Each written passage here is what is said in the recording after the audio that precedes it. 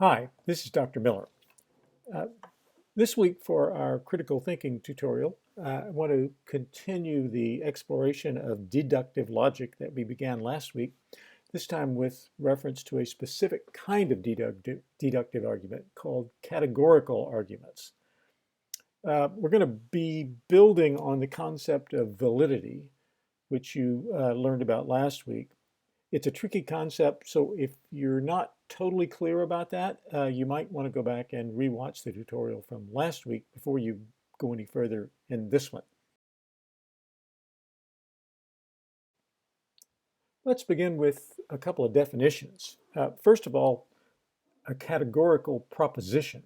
A categorical proposition is a statement that asserts a relationship between two kinds of things or two categories of things.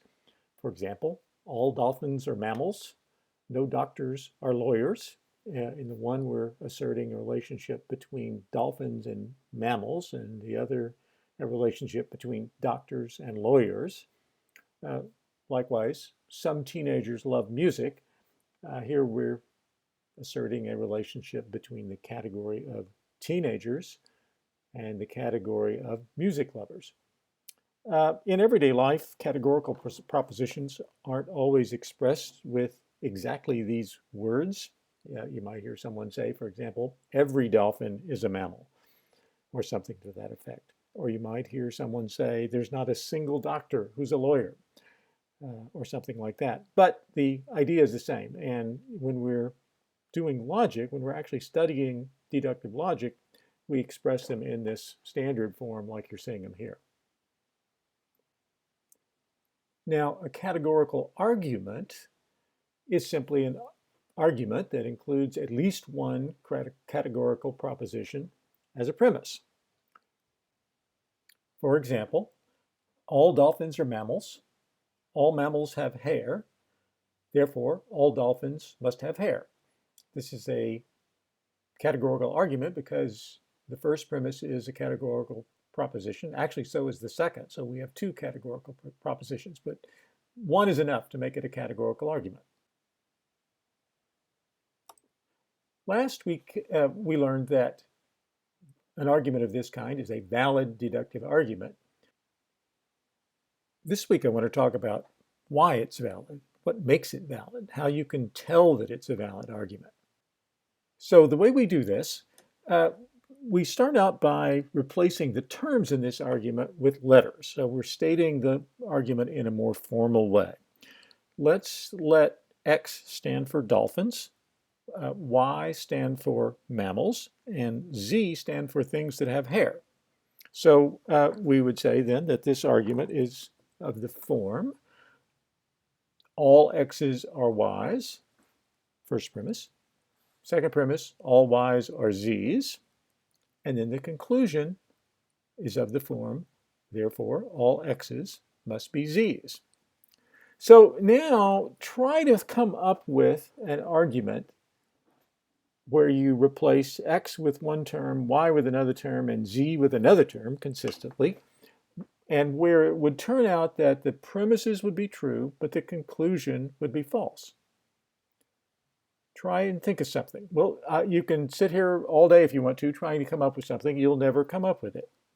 And that tells us that any argument of this form is valid. Because if the premises are true, the conclusion must be true. The truth of the premises is an absolute guarantee of the truth of the conclusion. It may help you to think about the argument in this way. Let's diagram these premises with circles. We say all X's are Y's, so we'll put the X circle inside the Y circle. And then the second premise is all Y's are Z's, so the Y circle is within the Z circles. You can see visually from this diagram that since the X's are inside the Y's, the X's must be inside the Z's. And that's why it's a valid argument. It's simply impossible to have an argument of this form in which the premises are true and yet the conclusion is false. Now let's look at another categorical argument. First premise, all beagles are dogs. Second premise, all hounds are dogs. Therefore, all beagles must be hounds. All three statements are true. But, of course, as you know from last week, that does not mean it's a valid argument. So is it a valid argument? How do we tell?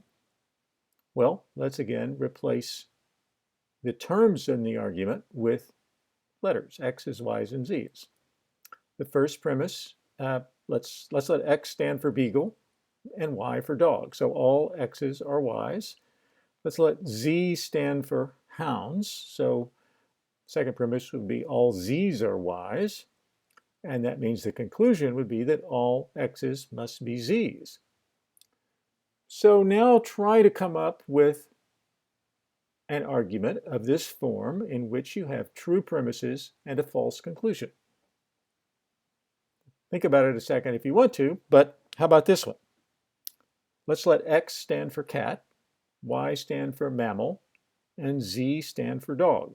So you've got all cats are mammals, all dogs are mammals, therefore all cats are dogs. So you've got two true premises and a false conclusion. Obviously, therefore, it's not a valid form.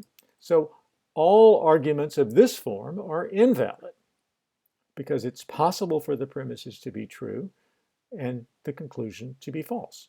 The truth of the premises doesn't absolutely guarantee the truth of the conclusion in arguments of this type. Maybe the circle diagrams help us visualize this a little bit better. First premise we could diagram this way, all x's are y's. But the second premise says all z's are y's. Where do we put the z circle? We have no reason to put it inside the x circle or even overlapping with the x circle. We don't know anything based on the second premise about the relationship between z's and x's. Therefore, we have no way to get to the conclusion that all x's must be z's. So this is an example of what we call a logical fallacy, an argument or argument form that is deceptive. It seems to be valid, or at least a lot of people tend to think it's a valid argument form, and yet it really isn't, as we just discovered. Now let's look at a couple of other arguments that are similar to the ones we just looked at, but different in one respect. In each case, the second premise is not a categorical proposition, but a particular proposition. It's about a single individual. But there still are certain similarities in terms of validity and invalidity. The first argument, the one at the top, says, premise 1, all humans are mortal. Premise 2, this is the particular proposition, says Socrates is human, and the conclusion is, therefore, Socrates must be mortal. Is this a valid argument? Well, let's put it in stated in a more formal way. Premise 1, all x's are y's. Premise 2, let's let S stand for Socrates. So S is an x, and then we have the conclusion, therefore, S must be a y. Is this a valid form? Well, try to substitute any terms you can come up with for the x's and y's and the s, and you'll find that if the premises are true, the conclusion is always true.